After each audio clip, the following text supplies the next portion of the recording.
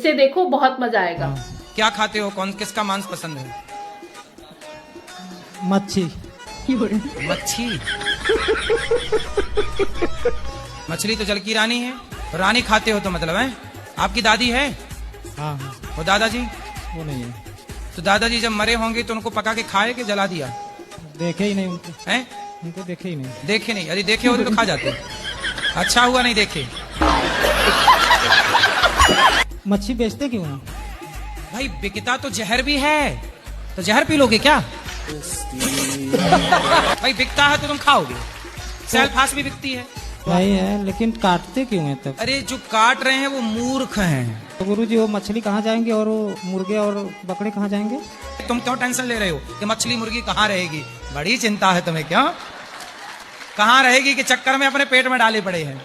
तुम्हारा पेट है कि शमशान घाट?